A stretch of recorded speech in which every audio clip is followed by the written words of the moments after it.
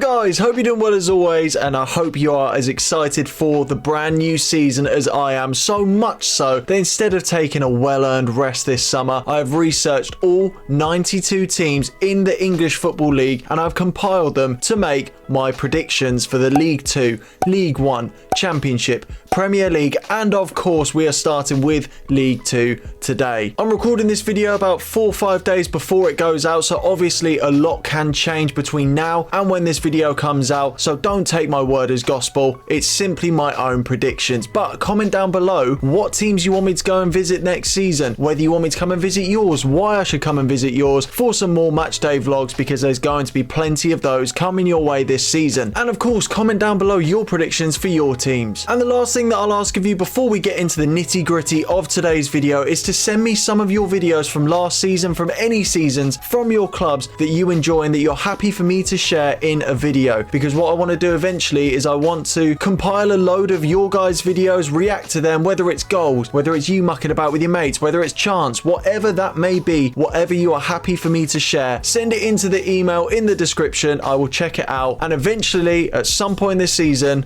when I get enough, then I'll do a video where I react to your guys' videos. But let's stop mucking around. Let's get into the predictions. We're starting from the bottom all the way up to the top. It's League 2 time, baby. Let's get into it. So starting off with bottom place, and it's never a nice position to put someone in, but someone has got to be there, and the team that I think are going to bottom League 2 this season are unfortunately Swindon Town. The conclusion to last season saw Swindon Town achieve their lowest ever finish in a Football League season in their 145-year history, with a 19th place finish. However, new manager Mark Kennedy is determined to set the record straight.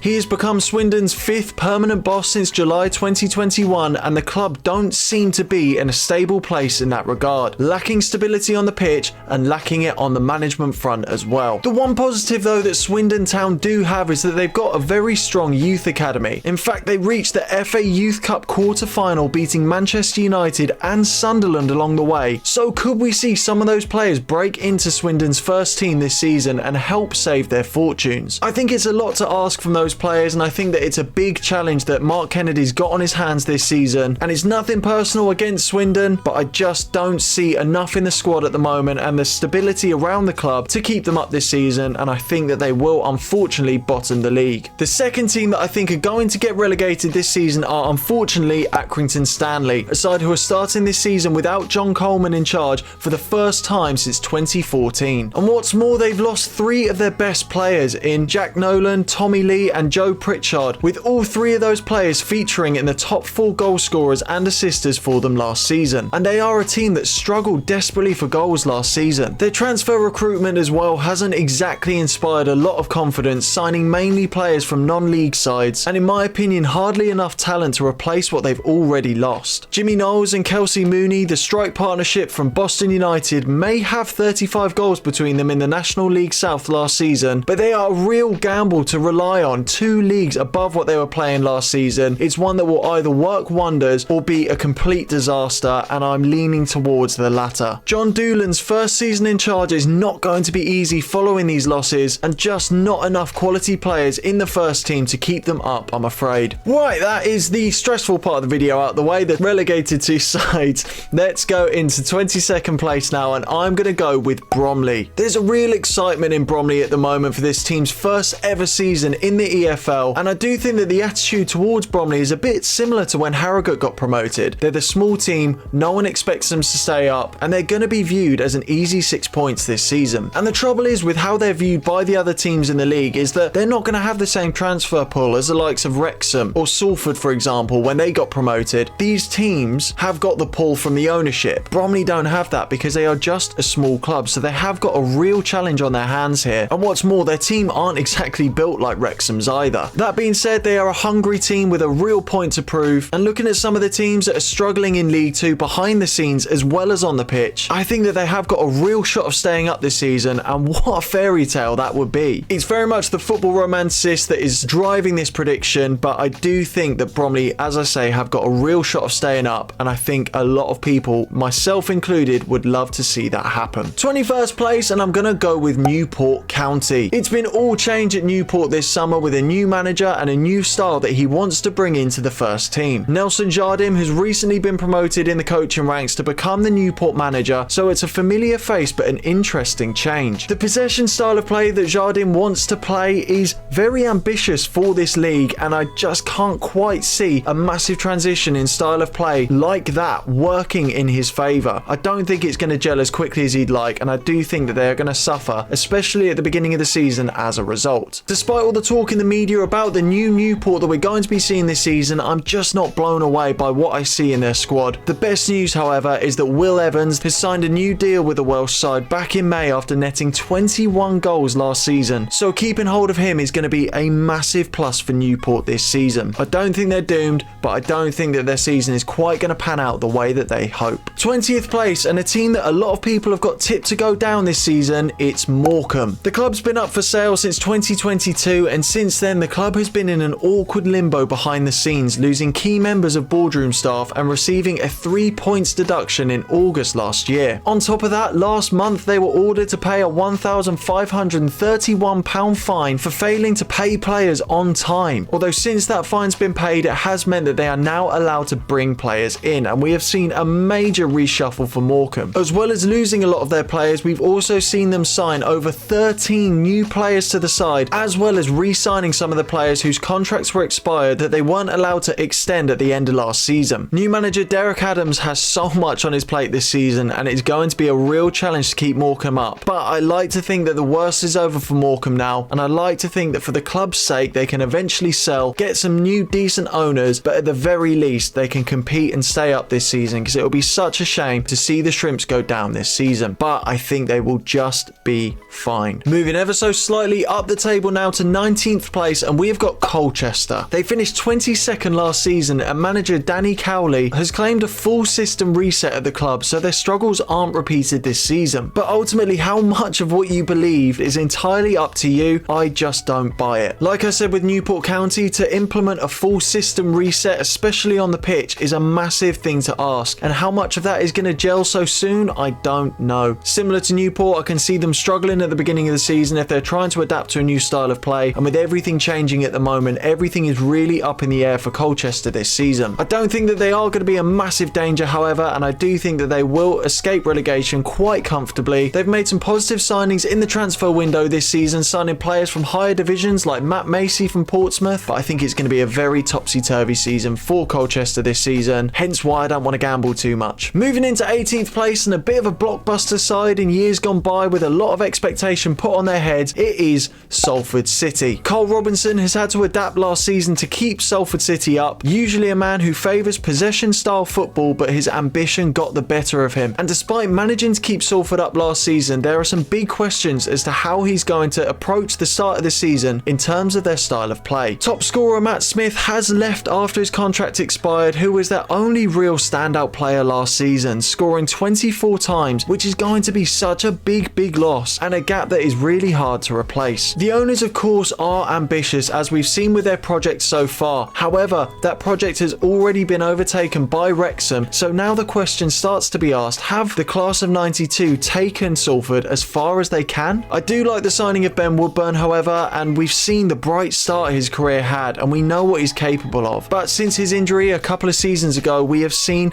a massive dip in the player that we saw at the beginning of his career, and hopefully seeing him reunite with his former Oxford boss can bring out the best of him once again. I do think that Salford are a club that are a little bit stuck at the moment, not so much to the point where their EFL status is in danger, but I just can't see them making enough progress to compete for the mid-table slots, so I think that a bottom half of the table finish is more reasonable for Salford. Moving into 17th place, and we are going with Grimsby Town. Grimsby went through a bit of a transition last season, saying goodbye to club legend Paul Hurst and unveiling experienced manager David Artell as his replacement, who managed to keep Grimsby up last season and has set his sights to improve for this season coming. He's achieved promotion from League 2 with Crewe in 2020 and is a great appointment for the Mariners. I'm going to absolutely butcher the pronunciation of this guy's name, but Jason Das Svansvorsen looks like a really quality signing, and one who, if he transitions well to football in this country, he will be one of the top players in League 2. Mark my words. This signing will allow Artell's tactical vision to become more attacking and more free-flowing in that regard, and less reliant reliant on defensive solidity, which is exactly what we saw from Grimsby last season, and I think that he will be a pivotal signing for Artel's system this season. With all that being said, however, you can't just rely on one player, especially when that player is an international. He's going to be away on international duty, and what if he gets an injury? Then they're back to square one. I do think that Grimsby's squad is quite thin on quality and depth, and I don't feel confident enough to put them any higher than 17th, but I think it's going to be a good season of progress for Grimsby regardless. 16th place now, and I think Harrogate Town are going to fill this spot. Last season they achieved their highest ever finish in League 2 since their promotion back in 2020, and since then they have been gradually pushing further and further up the table with each season that passes. However, I think they're going to plateau somewhere around this region. Muldoon is obviously a popular figure at Harrogate, but in my opinion he's not the man to take them to the next level. I think that Harrogate are missing a real quality out and out goal scorer, and scoring goals as we saw last season is a bit of a problem for Harrogate. Ellis Taylor looks like a good young signing which shores up the wide areas of the pitch, and overall their squad isn't too bad, but I just don't think it's deep enough to really compete for those mid-table spots higher up the league. It's going to be another good season for Harrogate though, as they have very firmly cemented themselves in League 2, and credit to them as well. 15th place now, and I'm going to go with Chesterfield, and a team that I can't really get my head around because they've only just got promoted, yet they are tipped to get promoted again. I just don't see it. They're clearly too good for the National League, and I mean they won it by 12 points, but they're not Wrexham, they're not Notts County. I just don't see their squad being anywhere near as strong as those two sides, certainly nowhere near strong enough to be competing for back-to-back promotions. In fairness, they have brought in some good names during the transfer window so far, but I still think that their squad is quite thin, so a minor injury crisis would be absolutely major for a squad of Chesterfield's size. When all said and done, Chesterfield are not a bad team at all. They're not in any danger of relegation as far as I can see. I just don't quite think that they have enough to be competing for the playoffs just yet, but a season to build for that eventuality is, I think, reasonable for Chesterfield, and I think that a mid-table season is a much more appropriate prediction for them this season. As always though, I'm happy to be proved wrong. 14th place now, and we're going to go with Fleetwood Town, and it's been a tricky time to be a Fleetwood fan at the moment, with problems on the field as well as off it. Relegation from League 1, a change of ownership, and a huge reshuffling of key club staff sees a completely fresh start for Fleetwood, but there's very little optimism around the club to see a positive change. Charlie Adams' first full season in charge of the club has seen some promising transfer movement with little funding. Matty Virtue especially will be a good player at this level. I think it's going to be a season of stability for Fleetwood this season, and I think it needs to be that as well. I don't expect them to light up the league until they settle, but I feel like a mid-table finish is perfectly reasonable, and I think it's a good season for Fleetwood. Really settling into the mid-table of League 2 now, and in 13th place, the next team that I've got to pick is AFC Wimbledon. Last season was a much better finish for the Dons than their 21st place in the 22-23 season, and now they're somewhat on the verge of playoff contention. Jack Curry will be a huge loss to the Wombles after selling him to Oxford United, and those funds have hardly been reinvested either, with only 3 transfers coming in so far, none of which really inspire much confidence. I think that Wimbledon have got a decent squad, but I still think that there's work to be done on the first team if they want to be pushing up and really competing for those playoff spots. I think it's going to be a season of frustrating highs and lows for AFC Wimbledon. Mid-table's not a bad finish for them though, and I think you'll take it. Just keep on building for the future. Next up, slap bang in the middle of the League 2 table, I'm going to go for Bradford City.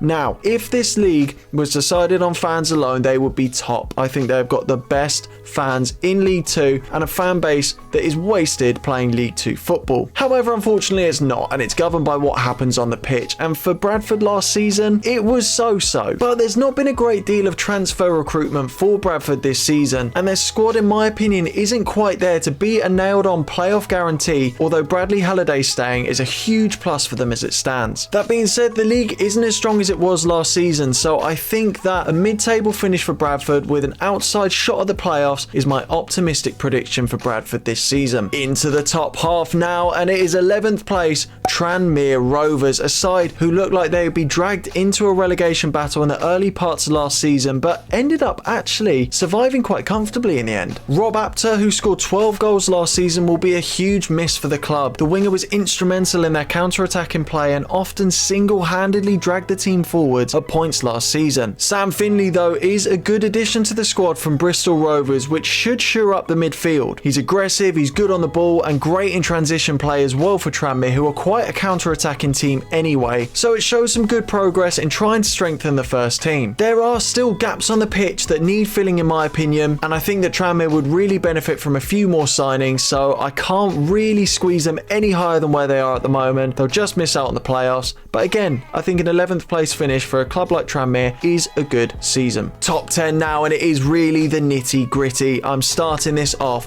with 10th place Walsall. They had a really disjointed start to last season, and I think that was reflected from when I went to go and see them last season, struggling against non-league opposition Alfreton in the FA Cup, but then went on this fantastic run of games in the second half of the season, only missing out on the playoffs by 5 points. What's more, this season they've made some positive changes on and off the pitch, bringing in Matt Sadler from Morecambe as the CEO, and he's already been praised for his early involvement at the club, and he was an incredibly popular figure at Morecambe as well. There's not really a great deal to say about Walsall, to be honest. They've got a good squad that we've seen is good enough to compete up in that top half of the table. Ultimately, I think if they find their feet a lot earlier than they did last season, then they could potentially push for playoffs, but I don't want to be too ambitious. I think 10th place is a fair enough prediction for Walsall. 9th place, and I am going to go with Crewe Alexandra. It was heartbreaking the playoff final for Crewe last season as Crawley got a comfortable 2-0 win at Wembley, and similar to Crawley, they upset the odds by being in the final alone. Lee Bells has proven himself as a quality man to lead the club in his first season, but this season brings a brand new challenge for him, and I don't think that Crewe fans should expect the same season that they had last season, but it doesn't mean that you can't hope for one. Elliot Nevitt has obviously left, leaving an 18-goal gap to fill, but keeping Dimitru is a huge plus. I think that Crewe will face a bit of a drop-off this season to a more realistic mid-table finish, but that doesn't mean that they can't prove the league wrong again. They did it last season, they could very well do it this year. I just think that this season will see them level out a bit. 8th place now, and narrowly missing out on those playoff spots, I'm going to go with Cheltenham. Last season, Cheltenham started the season with 1 point from their first 11 games, and come January, their top goal scorer, Will Goodwin, left, and the writing was on the wall. And despite fighting right until the end, their relegation was confirmed on the final day of the season, missing out on safety by just 3 points. New manager Michael Flynn is the man tasked with their rebuild, and we've already seen a hell of a lot of transfer activity from them so far, making some good signings from some of the sides that have been promoted last season, and good players for this League 2 level that should really help them in their bid to make it back up to League 1. I think that there's still more work to be done for Cheltenham on and off the pitch, and I think it's going to take a few seasons for them to really get up to a position where they are fighting strongly to get back into that league. So I think that just missing out on the playoffs wouldn't actually be the worst thing for them this season. Taking one more year just to rebuild, get themselves back on their feet, and make a positive push not only for promotion but also to stay in League 1. I think they'll narrowly miss out, but I do think that they'll still be up there with a shout. Starting off the playoffs now in 7th place, and I'm going to go with Notts County. Last season they started fantastically well, and in my opinion they look nailed on to be at least in the playoffs, if not one of those automatic spots. But it all just went so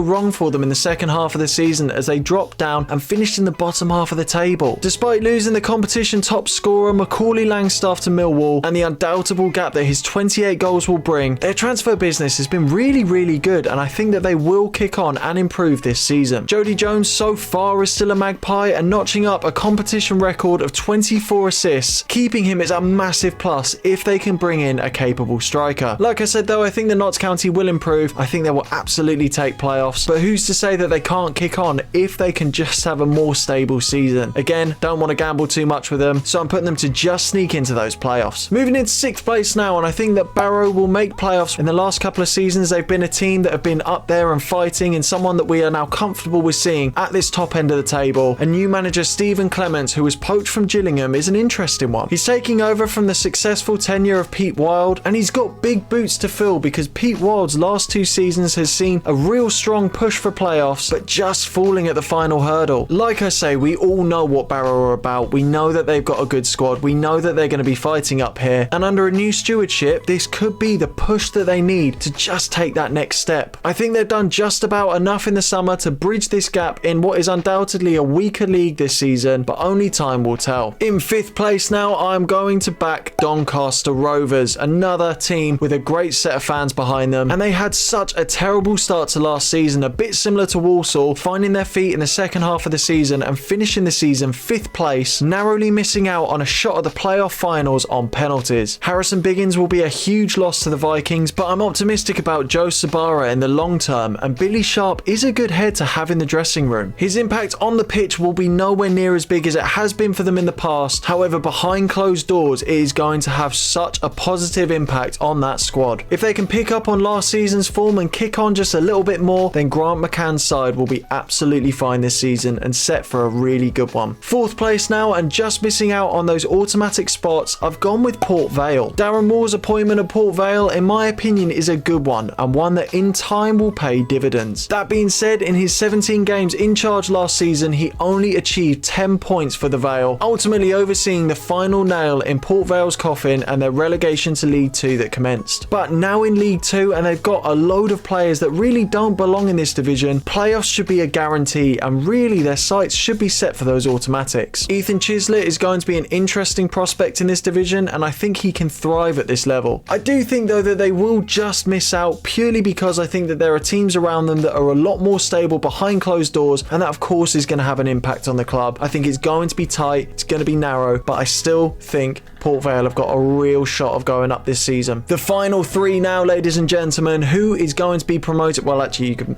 work it out from looking at the league table. What order are these teams going to be in? Let's get into it. 3rd place, Carlisle. Relegated last season, finishing bottom of League 1 and losing almost every week. But now with their new owners having a full summer transfer window to make some changes, they have not held back. They've got one of the biggest budgets in the league, and they've already had a really good reshuffle, and they've got themselves a squad that is more than capable of going back up to League 1. There's a positive and optimistic feel around the club this season. I think they'll do well. I think they'll go straight back up. It just depends on how they react to the setback of last season and whether or not the rebuild that's needed is going to take longer than expected. Like I say though, I think they'll be fine, and under Paul Simon, I think he is more than capable of bringing them back up to where they really belong. 2nd place, and potentially one of the biggest shocks in this video, I've gone with Gillingham. New manager Mark Bonner, who some may remember guided Cambridge to promotion from League 2 in 2021, is certainly experienced in getting Gillingham closer to where they want to go. Goals was their biggest problem last season, and if they can fix that, then they will do so much better this year, and they've already made progress in the transfer market for trying to fix that hole. Elliot Nevitt could very well be that man, with 16 goals for Crewe last season, and is a fantastic signing for the Gills. And with Jack Nolan strengthening the wide areas too, and another goal-hungry addition with 27 goal involvements last season. Additionally, they've signed Marcus Wiley from National League Southside Enfield, a player who scored 34 goals in 49 games last season, who is another interesting signing that could very well fix that goal scoring gap. It all just depends on if he transitions well. I have a lot of faith in this Gillingham side. I think they've got themselves a good new manager, a really good squad that's set to compete, and if everything gels, they are more than capable of getting those automatic promotion spots and sealing their place in League 1 next season. And last but not least, and probably the least surprising one in this video, to top League 2 is going to be MK Dons. Last season was agonising for MK Dons last season, missing out on automatics by 8 points and absolutely humbled by Crawley Town in the semi-finals of the playoffs. It's going to leave a bitter taste in the mouth of the supporters and the players themselves. Max Dean is obviously going to be a huge miss, and 16 goals will be hard to replace, but their transfer window has been busy, it's been positive, and I think that they have got a squad that is more than capable of exceeding in League 1, let alone League 2. So top spot should really be the aim for one of the least popular sides in the English Football League. The only worry that I have about MK Dons is the aforementioned loss of Max Dean, but I think that they have strengthened well enough as a squad that they can find a replacement, and it will be fine for them. I think they're going to win the league. They're going up. The journey continues. So ladies and gentlemen, that is the end of my League 2 predictions. Comment down below what you think of my predictions. You're probably going to slate them, and that's fair enough, but let me know yours as well. I'm very intrigued to hear what you guys have to say. Thank you so much for watching as always. I will see you in a couple of days for my League 1 predictions. Who knows? Maybe I've got this bang on. Probably not. Time will tell. Thank you so much for watching as always, ladies and gentlemen. I will see you in the next one. Take care as always. Peace and love.